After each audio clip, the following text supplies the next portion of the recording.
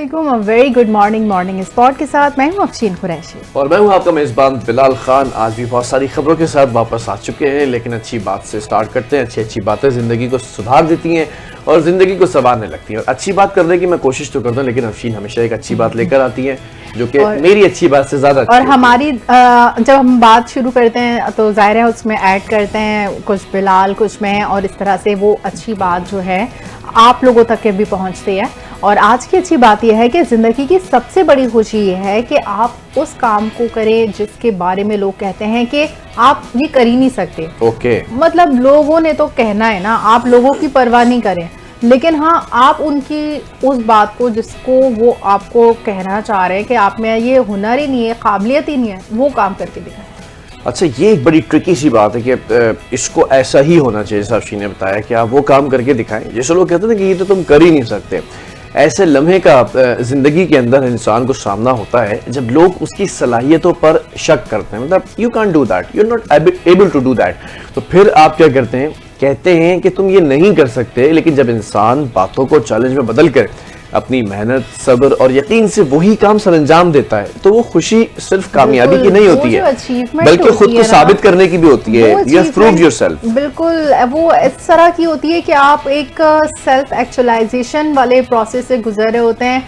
आप वो आपके लिए वो जो चैलेंज होता है ना, वो खुद आपके लिए भी एक हैरान कुन खुशी होती है। और दूसरों को तो आपने साबित कर ही दिया है, वो तो अल्लाह ताला की मदद से आप वहाँ तक पहुँच ही गए हैं। तो वो जो खुशी होती है ना, सिर्फ कामयाबी की नहीं होती, बल्कि खुद को साबित करने की होती है। दुनिया में कामयाब वही लोग होते हैं जो दूसरों की बातों से हिम्मत नहीं हारते, बल्कि उन्हें अपनी क़ुव्वत इरादी का ईंधन बना लेते हैं। बल्कि समटाइम्स तो जब कोई कहता है ना कि तुम नहीं कर सकते, तो वो जुमला दरअसल एक मौका होता है खुद को मनवाने का, साबित करने का और वो खुशी समेटने का जो सिर्फ अपने ख्वाबों को हकीकत में ढालने वालों को नसीब होती है। अब यही जज्बा है और यही हौसला है जो हमें जिंदगी की सच्ची खुशी से रोशनास भी कराता है।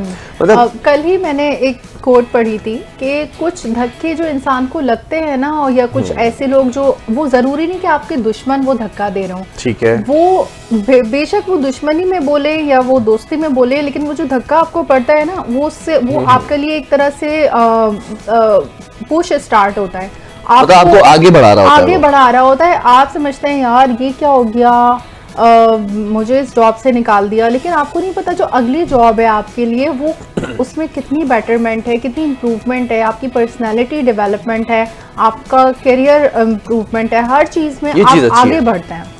बिल्कुल ऐसे ही है। और ये बात बड़ी अच्छी है कि समटाइम्स वी हैव फेस्ड और you all have faced in your life कि आप लोगों को भी आपने सुना होगा ये काम तुम कर ही नहीं सकते, शक्ल देखिए अपनी ये काम करने की, तो कर ही नहीं सकते, you are not able to do that. लेकिन जब आप उसको करते हैं और वो जो एक जस्तुजू होती है, वो जो एक तड़प होती है, लगाती है ये करना है, और जब आप कर लेते हो उसके बाद सबसे पहले उस बंदे की शक्ल देखने वाली होती है कि कर लिया, अच्छा।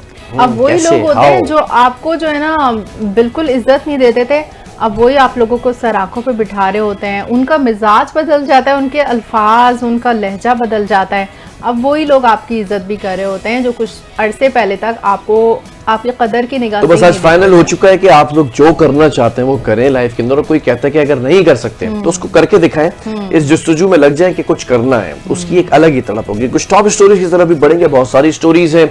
सबसे पहले सयाहती मुकामात की तरफ बढ़ जाते हैं और वहां पर जो इस वक्त सिचुएशन बिल्ड हो चुकी है, बहुत बुरी सैलाबी सूरत हाल है। गिलगित बल्तिस्तान की शारा बाबूसर टॉप, जो एक ऐसा बाबूसर टॉप कहा जाता है, वहां पर कितने लोग स्टॉल्स लगा के बैठे होते हैं, कितना वहाँ पर वो बिल्कुल ऊंचा पहाड़ी इलाका होता है, सबसे ऊंचाई पर होता है, वहाँ पर लोग जाते हैं, वो क्या कुछ वहाँ पर जिप लाइनिंग होती है, बहुत सारी चीज़ें होती हैं। लेकिन अब वही जगह जो है सैलाबी रेलों की नज़र हो गई है और वहाँ पर 250 से ज़ायद सयाहों को बाहिफाजत रेस्क्यू कर लिया गया है। तर्जमान गिलगित बल्तिस्तान हुकूमत के मुताबिक मज़ीद 10 से 15 अफराद लापता हैं, जिनकी तलाश के लिए सर्च ऑपरेशन जारी है। और चिल्लास शहर में सयाहों के लिए मुफ्त रहायश का इंतज़ाम कर दिया है। ठीक है, उस एक फॉर टाइम बिंग आपके लिए उनको आप लोगों को फैसिलिटेट किया है, लेकिन कोशिश कीजिए कि ऐसे वक्त में वहाँ का रुख ना कीजिए कि ना किसी पर आप बोझ पड़ें, ना आप खुद ऐसी जगह फंसें। बिल्कुल, वज़ीर आला जो है उनकी हिदायत पर भी तमाम लापता अफराद की बाजियाबी तक रेस्क्यू ऑपरेशन जारी रखा जाएगा। जबकि तर्जुमान फैजुल्लाह फराक के मुताबिक भी अस्तोर के इलाके जो बोलन में सैलाबी रेलों ने शदीद तबाही मचाई है और नुकसानात का तखमीना लगाया जा रहा है। खराब मौसम के बाइस सर्च ऑपरेशन में मुश्किलात का सामना भी है। जबकि तर्जुमान ने यह भी कहा है कि देवसाई के में फंसे तमाम सयाह में भी लोग फंसे हुए हैं। जी बिल्कुल, जो सयाह है उनको रेस्क्यू भी किया जा रहा है और किया जा चुका भी है कुछ लोगों को, ये भी एक खबर अच्छी है। जबकि दियामिर के इलाके, थोर और गजर के मुतासर इलाकों में भी इमदादी सरगर्मियां तेजी से दियोसाई जाते हैं। सोचिए जीप में कितने पुरखतर रास्ते होते हैं कि वो जीप मतलब ऐसे सवारियों से जाते हैं कि वहां पर किसी तरह पहुंच सकें। तो सोचिए जब सैलाबी रेलों की वजह से वहां पर ना जीप चल रही होगी, ना कोई आमदोरफ्त का जराए होंगे, तो लोग जो वहां पर गए होंगे वो तो वहीं फंस गए होंगे। और वहां पर कोई बहुत बड़े बड़े होटल्स नहीं है, वहां पर तो कैंप ज्यादातर लगाए हुए होते हैं। किस तरह लोग वहां पर सरवाइव करेंगे, किस तरह से उनको रेस्क्यू किया जा रहा होगा। तो डिप्टी कमिश्नर अस्तोर जो है उनके समेत तमाम इदारों को अलर्ट कर दिया है। अच्छा, अस्तोर फिर भी तो समहाउ थोड़ा सा डेवलप्ड है। अच्छा, वहां पर फिर भी आपको कुछ जी, I have been to Astore to attend drama polo festival. तो वहाँ पर जो है फिर भी कुछ फैसिलिटीज़ हैं, लेकिन जो वहाँ के आने के रास्ते हैं वो इतने पुरखतर और इतने दूर अफ्तादा हैं कि अगर आप वहाँ पर अगर सैलाबी सूरत हाल है तो आप समझे वहाँ स्टक हो जाएंगे। फिर आपका जब तक कि वो सैलाब गुजर ना जाए तो आप लोग कोशिश हिम्मत भी ना कीजिए कि आप उन रास्तों से वापसी की कोशिश करें। नहीं, और जो वो गाड़ियां वहां से गुजरने के किसी तरह भागने की कोशिश कर रहे हैं ना, उसमें वो और स्टक हो जा रहे हैं और वो रेलों की नजर हो जा रहे हैं और कितने लापता हैं।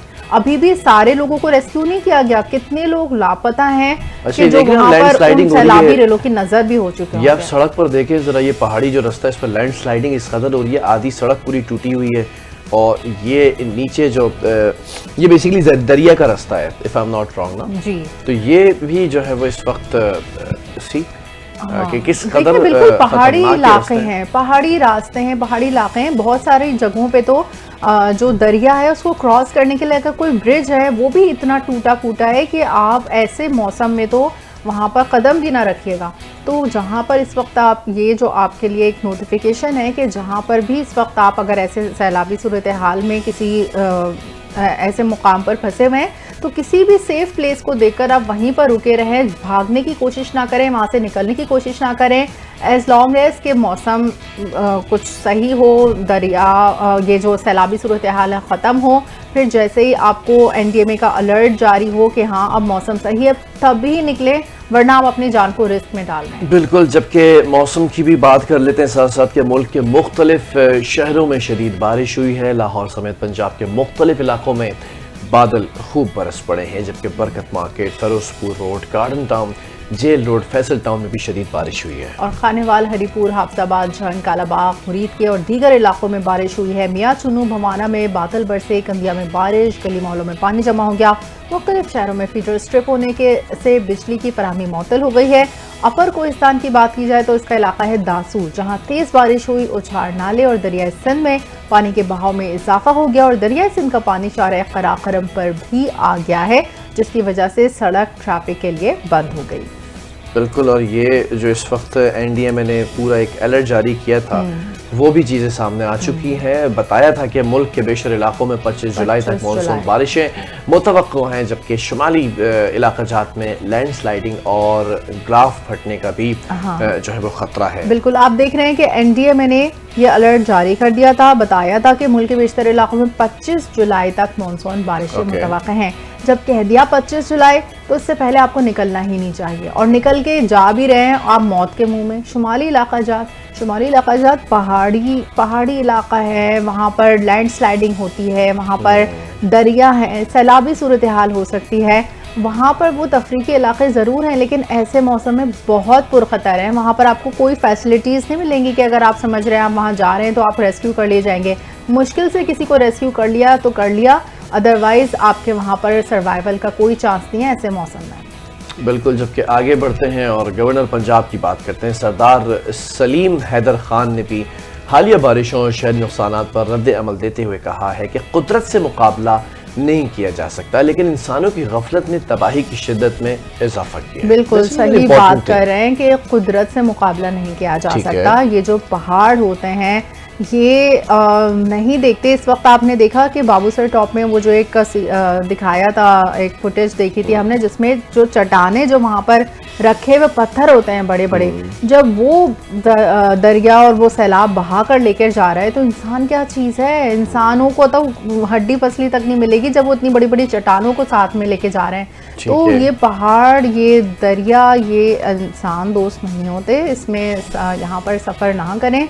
और गवर्नर पंजाब का कहना है कि हाउसिंग सोसाइटीज़ बनाने वालों ने कुदरती पानी के जो रास्ते हैं वो बंद या तंग कर दिए हैं। बिल्कुल, अगर आप ऐसी जगहों पे तजावुज़ात जो होता है अगर आप वहाँ पर कायम करेंगे तो जो वही वाटरवेज होते हैं अगर आप उन्हीं कैनाल्स को बंद कर देंगे, उन पर आप हाउसिंग सोसाइटी तामीर कर देंगे तो डेफिनेटली वहाँ से गुजरने वाला जब दरिया, जब वो बंद है, जब वो टूटेगा, जब सैलाब आएगा तो वो वहीं से गुजरेगा। और अगर वो नैरो हो जाएंगे तो फिर वो सैलाबी और मज़ीद जो है वो तूफ़ानी आ जाएगी उसमें, जिसके बायस बारिशों के दौरान पानी का बहाव मुतासिर होता है और कई इलाकों में शदीद नुकसान हुआ है। हमेशा होता यही है कि ये जो तबाही होती है कंस्ट्रक्शन साइट्स के ऊपर, होटल्स पर, रेस्टोरेंट्स पर या इमारतों पर, सबसे बड़ा मसला ये आता है कि जिसके ऊपर मैं समझता हूँ कि सबसे ज़्यादा एक्शन लेना चाहिए। बिल्डिंग तो बन जाती है, उसके बाद फिर देखा जाता है, लेकिन सबसे पहली चीज़ ये होती है कि जब वहाँ पर उसकी बुनियाद डाली जा रही हो तो क्या ये वाटरवेज है, पानी की गुजरगाह तो नहीं है। नेचुरल वाटरवेज भी होते हैं कि पानी खुद ब खुद स्लोप की तरफ आता है, ढलान की तरफ आता है, समंदर में जाने तक। समंदर से पहले पानी ऊपर से आ रहा होता है, पहाड़ों से पूरा एक रास्ता होता है। उन रस्तों के अंदर अगर पानी आ रहा है कहीं पर तो उस रास्ते के ऊपर आप बिल्डिंग नहीं बना सकते, ना इजाजत होनी चाहिए। बिल्कुल। और वो क्योंकि वो एक होता है वाटर फ्रंट नाम दिया जाता है उन जगहों को कि जो जितना ज़्यादा दरिया से करीब होगा, समंदर से करीब होगा, वो उतना ही देखने में बहुत पुरसुकून और खुशनुमा दिखाई देगा। वो सिर्फ आपके लिए एक मतलब एक थोड़ी देर की खुशी की बात है। कोई सैलाबी सिचुएशन के में सबसे पहले जो नुकसान होगा वो उन्हीं जगहों का होगा। तो तमाम इदारों को फौरी तौर पर हाउसिंग सोसाइटीज़ में ऑपरेशन क्लीन अप करना होगा ताकि बंद किए गए कुदरती रास्ते दोबारा खोले जा सके, वरना आइंदा नुकसानात इससे भी ज़्यादा बढ़ सकते हैं। बिल्कुल, ये एक अच्छी खबर है, लेकिन अब देखना ही इतने बड़े बड़े प्रोजेक्ट्स बना दिए गए, अब कैसे उनको ख़त्म किया जाएगा, कैसे उनको जो है दोबारा से वाटरवेज को बहाल किया जाएगा। बिल्कुल, ये ऑपरेशन क्लीन अप होना चाहिए और ये जल्द होना चाहिए, इससे पहले कि अगले मॉनसून इससे भी ज़्यादा शिद्दत इख्तियार करे और इससे ज़्यादा नुकसान हो। कुछ बात कर लेते हैं यूनाइटेड नेशंस की भी, इसको भी शामिल कर लेते हैं। कसरतजहती और तनाज़ात के हल से अक़वाम मुत्तहिदा में मुबाहिसा हुआ है। सलामती कौंसिल के मुज़ाकरा के शुरका ने भी तनाज़ात के पुरअमन हल के तरीक़े कार को भी मौसर बनाने से मुताल्लिक़ करारदाद मंजूर कर ली है। नायब वज़ीर आज़म वज़ीर ख़ारिजा साख्तार ने कहा है कि पाकिस्तान की जानिब से पेश की गई करारदाद की मंजूरी खुशाइंद है। हम अक़वाम मुत्तहिदा के चार्टर ऑफ डिमांड पर अमल दरामद के लिए पुरअज़म हैं। उनका कहना था कि भारत ने पानी को पाकिस्तान के खिलाफ बतौर हथियार इस्तेमाल किया। आज का मुबाहिसा पुरअमन तनाज़ात को हल करने का अक्कास है। बिल्कुल, पाकिस्तान दुनिया भर में अमन का ख्वाहिशमंद भी है, जबकि साख्तार ने यह भी कहा कि तनाज़ात का हल मुज़ाकरात और सिफारतकारी के जरिए ही मुमकिन है, जबकि फ़लस्तीन और कश्मीर का मसला हल ना होना आलमी बरादरी का दोहरा मयार ज़ाहिर करता है।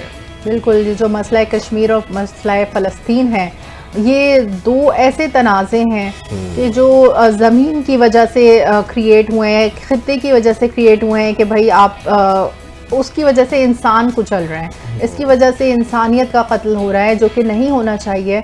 मटीरियलाइज नहीं होनी चाहिए चीज़ों को, इंसानियत को तवज्जो देनी चाहिए। मसले कश्मीर सलामती कौंसिल के एजेंडे का देरी ना हल तलब मामला है। ये बहुत अच्छी बात है, साख्तार इस फोरम पे जाकर हमेशा मसला फ़लस्तीन, मसला कश्मीर की बात करते हैं और ये भी बताते हैं कि साथ में कि भारत जो है वो पानी को हथियार बनाने की कोशिश कर रहा है और उसकी वजह से अमन ख़राब कर रहा है। बिल्कुल, और आलमी अमन की भी बात करते हैं, उसके लिए पाकिस्तान की कोशिशें काबिल सताइश हैं।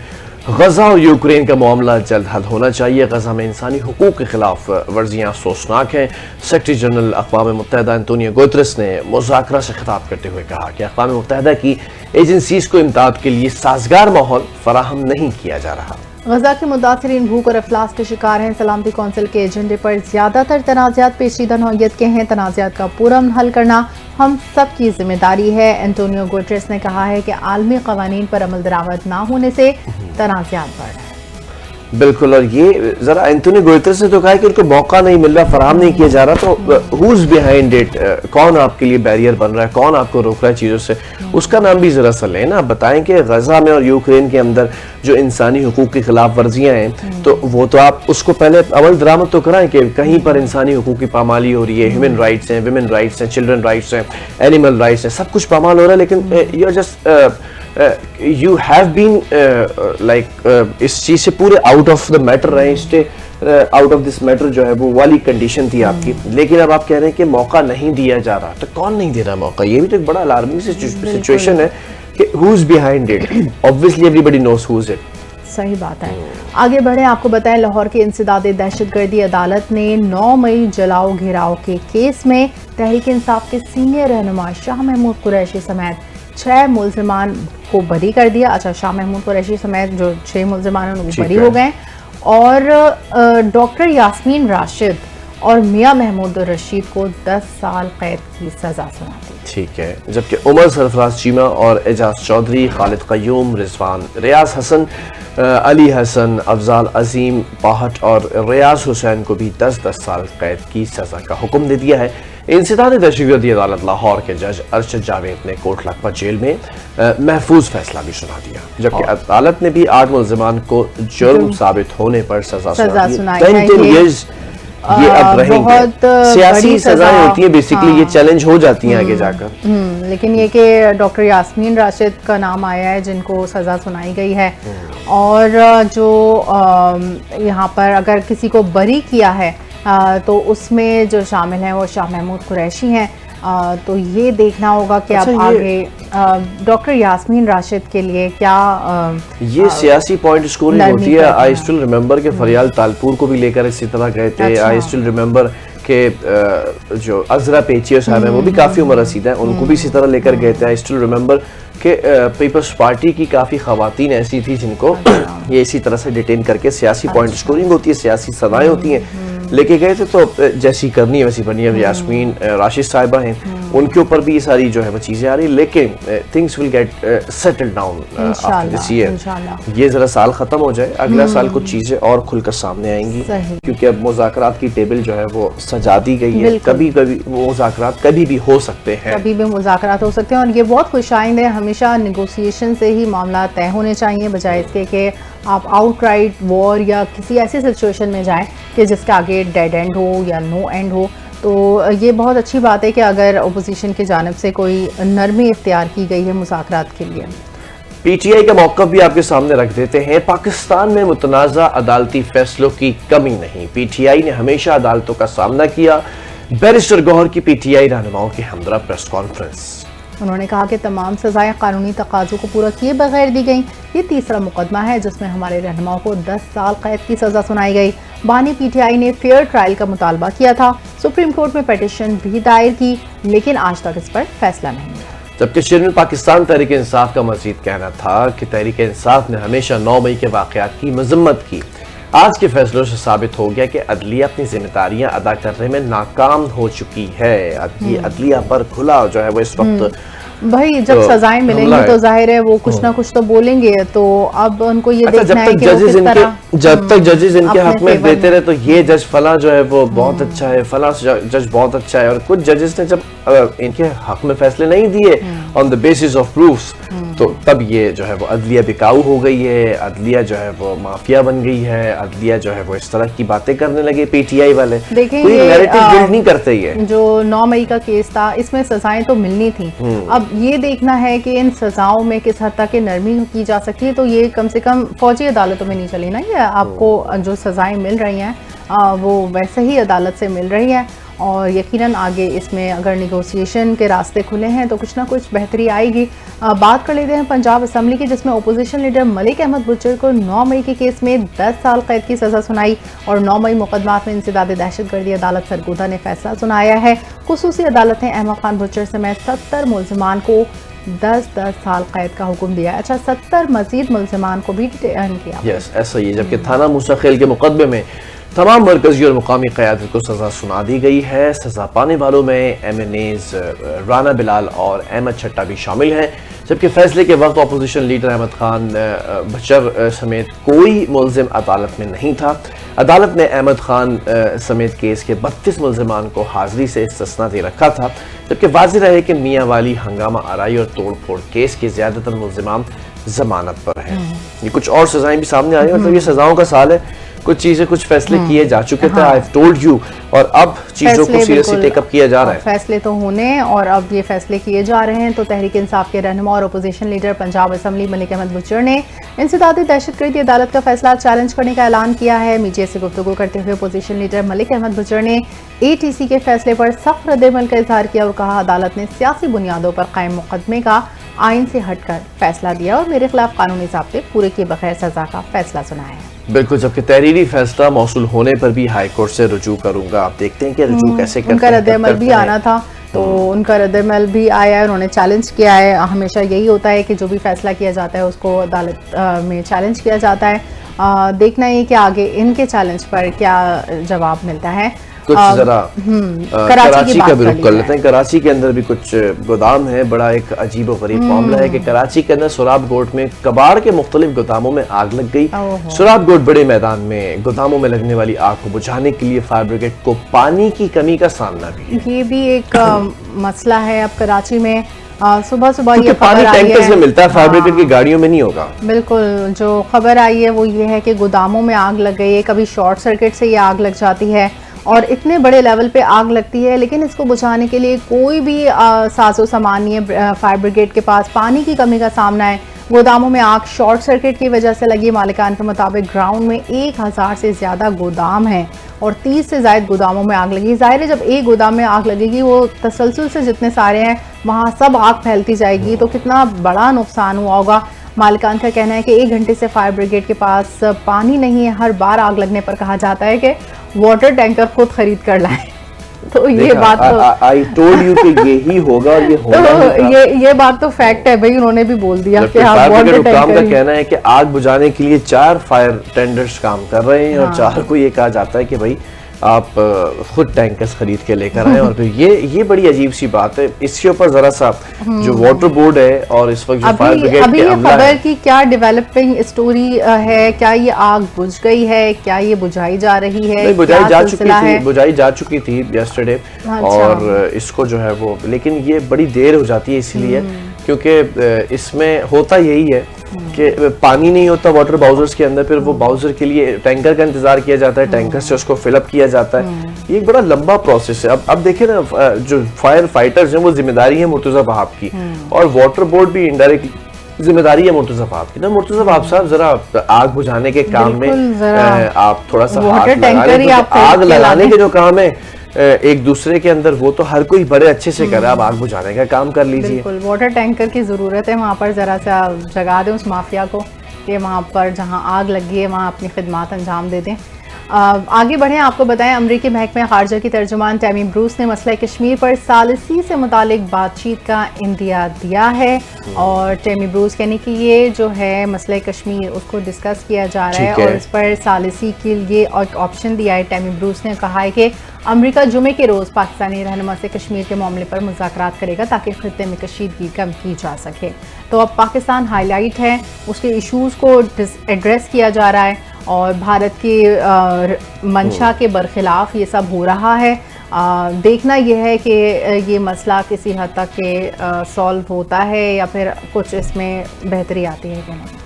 लेट्स सी, क्योंकि ये जो गुमशुदगी कम की जा सके। और फिर उन्होंने ये भी कहा कि शाम में भी फ़रीक़ैन जो है उनकी कशीदगी कम करने पर आमादा हो चुके हैं, जिसे अमेरिका एक अहम पेशरफ समझता है। उन्होंने मज़ीद कहा है कि मशरिक़ वस्ता में जो अमन की कोशिशें हैं उसके तहत जो इस वक्त स्टीव विटकॉफ ने जल्द गज़ा का दौरा करने का कहा है ताकि जंग बंदी के इम्कानात पर बातचीत की जा सके।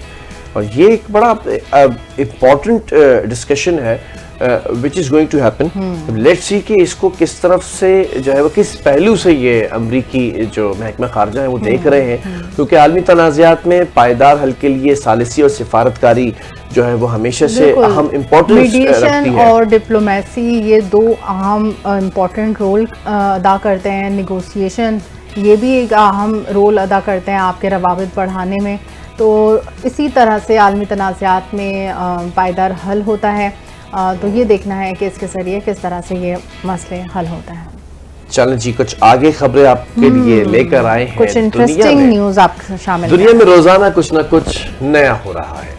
कभी हम नए हो रहे हैं, कभी खबरें नई हो रही हैं और साइंसदान इजादात में मसरूफ भी हैं, जिनके बारे में सुनकर यकीन करना मुश्किल होता है कि क्या वाकई ऐसा भी हो सकता है। लेकिन ये जदीद दौर है और अब यहाँ कुछ भी होना पॉसिबल है। आपको एक मज़े की खबर बताते हैं कि जिसे सुनकर मीठा खाने के जो शौकीन अफराद हैं यकीनन वो खुद खुश हो जाएंगे और साथ ही हैरान भी रह जाएंगे, क्योंकि चीनी साइंसदानों की ये हैरानकुन दरियाफ्त सुनकर ऐसा लगता है कि जैसे साइंस फिक्शन हकीकत में बदलने लगी है। ज़रा तसव्वुर करें कि वही कार्बन डाइऑक्साइड जो ज़मीन को गर्म कर रही है, जो फैक्ट्रीज़ और गाड़ियों के धुएँ से फ़िज़ा में धुआं कर रही है, अब वही गैस सफ़ेद चीनी में तब्दील हो सकती है। जी अच्छा। हाँ, चीनी वही जिसे हम रोज चाय में डालते हैं। बड़ी एक अजीब सी मतलब क्या कार्बन डाइऑक्साइड से चीनी बनाने का एक नया तरीका बताया है और मीठे में भी इस्तेमाल कर सकते हैं। और कहते हैं ना मीठे में क्या है, तो मीठे में अब चीनी है जो हर घर की जरूरत है, और ये सब कुछ बगैर किसी खेत, बगैर पानी, बगैर धूप और बगैर जमीन के मुमकिन हो रहा है। ये काम Tianjin institute of industrial biotechnology के साइंसदानों ने कर दिखाया है, जबकि उन्होंने एक ऐसा बायो ट्रांसफॉर्मेशन सिस्टम बनाया है जो मेथनॉल से चीनी तैयार करता है। अच्छा, मेथनॉल से उन्होंने मेथनॉल खुद कार्बन डाइऑक्साइड से हासिल किया जाता है। मतलब एक तरह से हवा से चीनी बनाई जा रही है। ना खाद, ना किसान, ना कीड़े मार अद्वियात, सिर्फ साइंस, एंजाइम्स और थोड़ा सा जादू सा लगने वाला अमल। सबसे दिलचस्प बात यह है कि इस अमल में ज़्यादा तवानाई भी नहीं लगती। ये ऐसा है जैसे किसी ने कुदरती फोटोसिंथेसिस के अमल को बोतल में बंद कर दिया हो और फिर इसे अपनी मर्जी से इस्तेमाल करना शुरू कर दिया हो। यानी अब गन्ने के खेत या चुकंदर की फसलों पर इन्हिसार नहीं रहेगा शुगर की पैदावार के लिए, जो ना सिर्फ पानी ज़्यादा पीते हैं बल्कि मौसमियाती तब्दीलियों की वजह से खुद भी खतरे में है। और जो साइंसदान है उनका कहना है कि अभी ये टेक्नोलॉजी तजर्बाती मरहले में है। जाहिर है अभी इसका तजर्बा ही हो रहा होगा, इसे आम लोगों तक पहुंचने में कुछ वक्त लगेगा। जबरदस्त खबर है ये कि अब आप चीनी जो है वो ये बन सकेगी। मतलब चीनी गन्ने से नहीं बन रही, कार्बन डाइऑक्साइड से बन रही है। ठीक है। अच्छा, कल मैं एक और खबर पढ़ा था जो मैं जरा सा आपको एक शेयर कर दूं। जैसे इंसानों के दांत टूट जाते हैं तो फिर हम मसूनी दांत लगाते हैं। अब जापान के अंदर एक ऐसा अमल शुरू कर दिया गया है कि वो एक इंजेक्शन लगाया जाएगा जिस जगह पे आपका दांत रिमूव कर दिया किसी वजह से या टूट गया है हादसे की वजह से, अब आपको मसनूई दांत लगाने, वो दांत दोबारा से वहां पर पैदा होना शुरू हो जाएगा। यस, ये भी एक खबर है, इसको भी हम बड़ा डिटेल में डिस्कस करेंगे। और छोटे से एक ब्रेक की तरफ जा रहे हैं क्योंकि ब्रेक से जब वापस आएंगे बड़ा इंपॉर्टेंट टॉपिक है और मुहर्रम हराम का महीना है, फिर आगे सफर का महीना है, तो बहुत ज्यादा नजर न्याज भी होती है, बहुत ज्यादा जो है वो खाने जो है वो दस्तरखान का एहतमाम भी किया जाता है और इन चीज़ों को मैनेज करना आजकल बड़ा मुश्किल हो गया है। लेकिन इस मुश्किल हालात के अंदर कैसे मैनेज किया जा सकता है इन दस्तरखान को, इस पर ज़रा सा बात करेंगे एक छोटे से ब्रेक के बाद। हमारे साथ